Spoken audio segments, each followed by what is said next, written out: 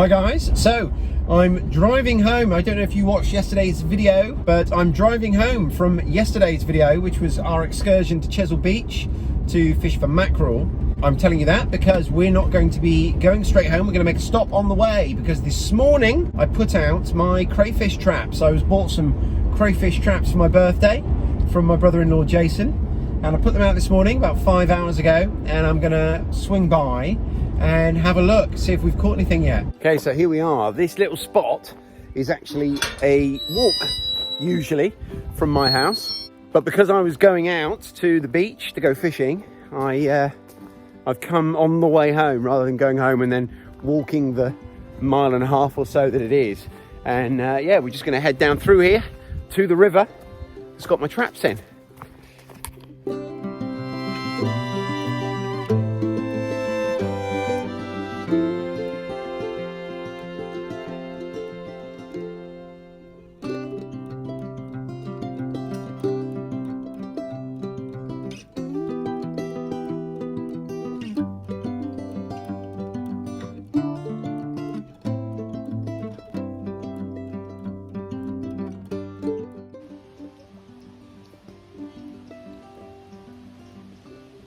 So this trap's got 2 crayfish in, so I think I'll leave it a little bit longer. So that trap had 2 crayfish in, so I think I'll leave it a little bit longer and maybe come back tonight. But we'll check, we've got one other trap to check as well. So we'll check that one now and see how we're getting on. Oh. This one also has 2 crayfish.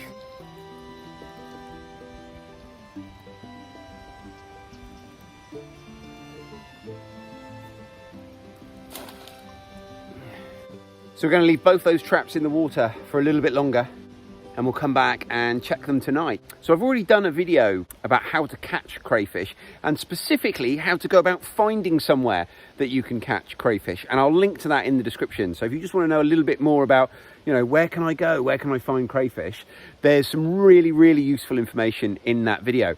Now in that video I was out catching crayfish with a net, just a regular net, like a bucket and spade take to the beach type net.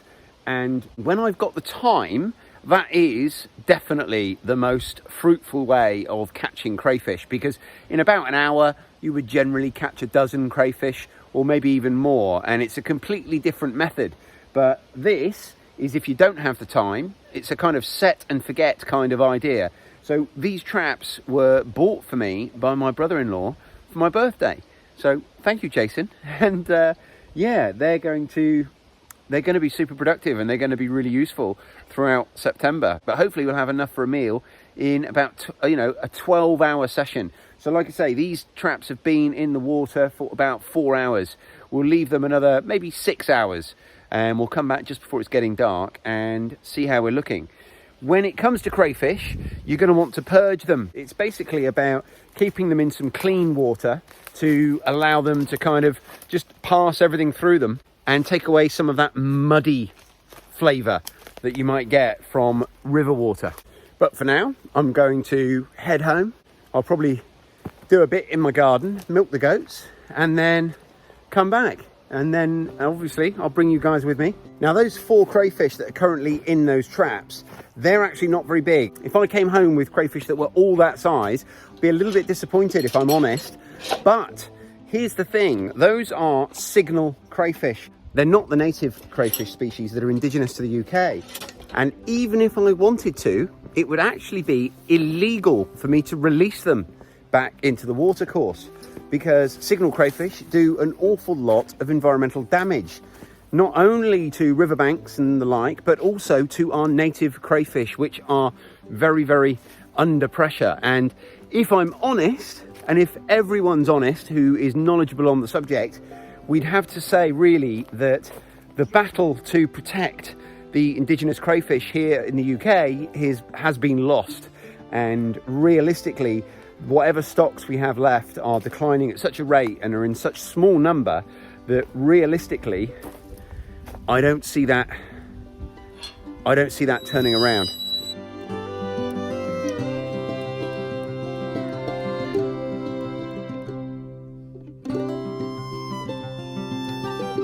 So So I've just come back to the car, but before I disappear from here, there's just one quick tree I wanted to show you. And it's one of my favorite trees to find when I'm out and about. And I just noticed it for the first time coming in here.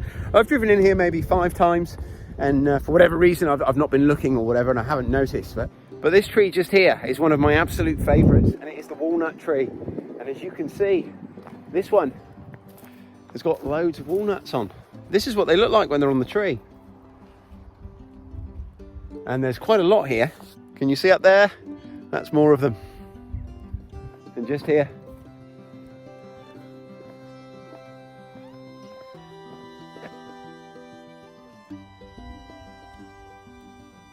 I absolutely love a walnut tree. They're just like so many of the things we forage for. When we talk about foraging, outside of the world of mushrooms, when we talk about foraging plants, so much what we forage for doesn't make up a substantial thing on our plate. You know, we can make a decent salad from a lot of the things we forage for, but outside of salads, it's often just flavors, you know, herbs and stuff. But beyond that, the two jewels in the crown, if you like, of plant foraging are nuts and berries. And among them, for me, here in the UK, the walnut stands at the top of that tree. So it's always lovely when I find one.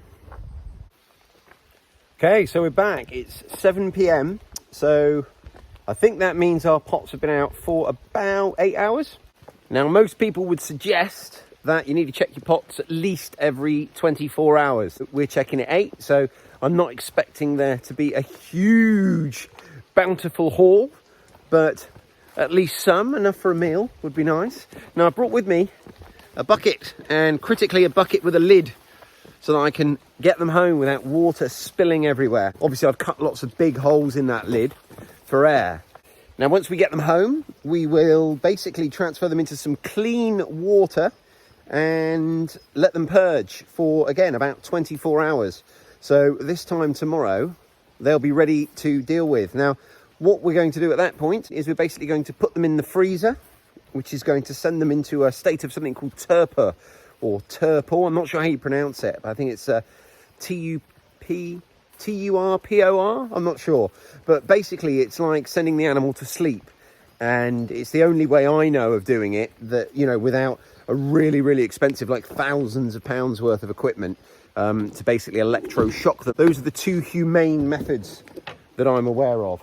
So we will be putting them in the freezer to serve that purpose and basically send them to sleep. Now, there's lots of debate over how you humanely kill crustaceans because they don't have a central nervous system like we do. There was a tremendously long time when the prevailing wisdom was that due to the lack of a central nervous system, they literally couldn't feel pain. However, recently the prognosis has kind of changed on that, and the general consensus these days is that it depends how you define pain. But either way, we will act as humanely as we can.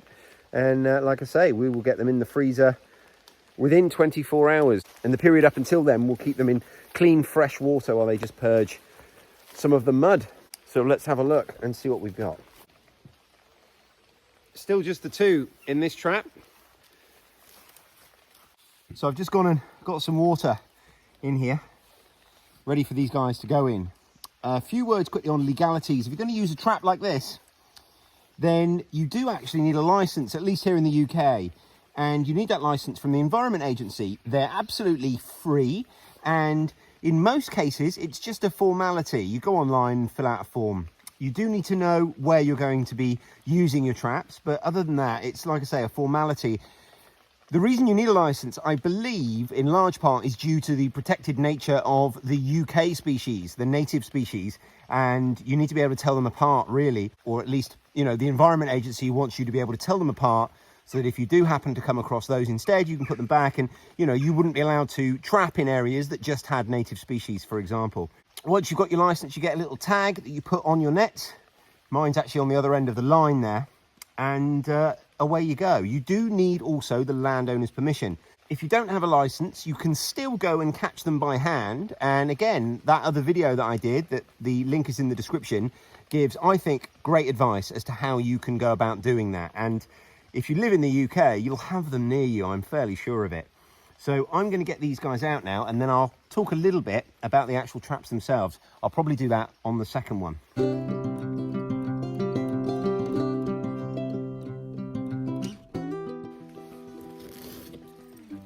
And then I'm going to put the trap straight back in. So my next trap is in the water just down here. And all I've done is I've put a stake in the bank and tied it to that. Let's have a look.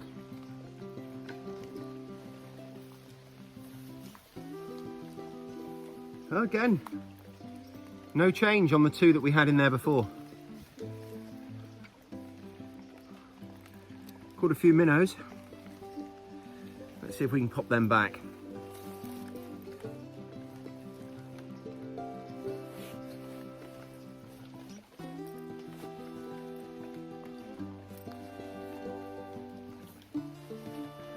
So there are a few fish in the trap, little fish that we've just popped back.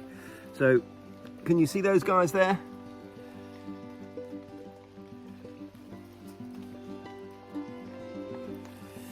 So we'll pop these in the bucket now as well. So how the traps work, they fold down. So they're really easy to sort of store away or transport. They fold down into no size. And they've got two funnels, one either end. So the crayfish can smell the bait, and I'll talk to you about that in just a second. And he finds his way in through this funnel. And then obviously once he's in, doesn't find his way out again.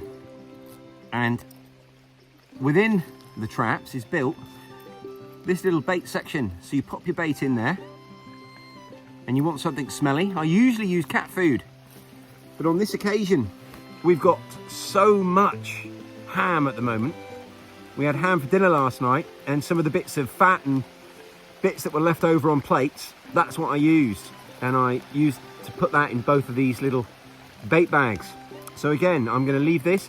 I'm guessing that after a period of time, the smell of it will sort of decrease and it will become less of an attractant. And I wonder if that's why we had 2 crayfish in each pot within 2 or 3 hours, and then no extra ones after that. But I'm going to put this back in, and we're going to leave it for a good 24 hours this time before I'm able to get back here.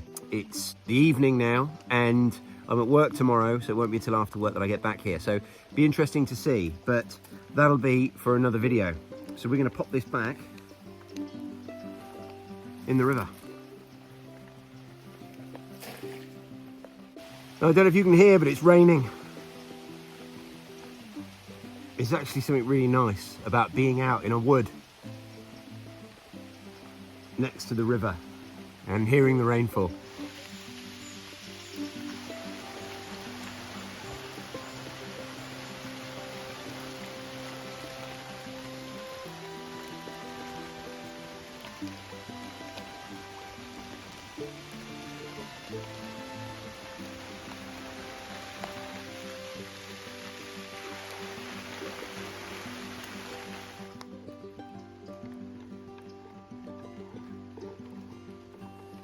So like I said, I've got this lid for this bucket, and I've cut 4 pretty big holes in it for air.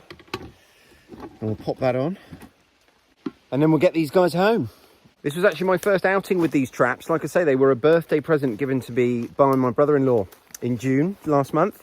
And I have to say, I think it will be the first of many. So the process from here on in is really quite simple. So as soon as I get home, what I'll do is I'll change this water out for just some nice clean tap water, and I will change that literally, well, almost as often as I can. So I will change it literally last thing before I go to bed tonight, and then I'll change it first thing when I wake up in the morning, and then I'll ask my wife if she'll mind changing it for me every 4 hours or so tomorrow, because what we don't want is for them to, you know, die painfully through a lack of oxygen in the water. So it's really important that we change it, or at least add fresh to it and sort of stir it up a little bit, and that will oxygenate the water for them.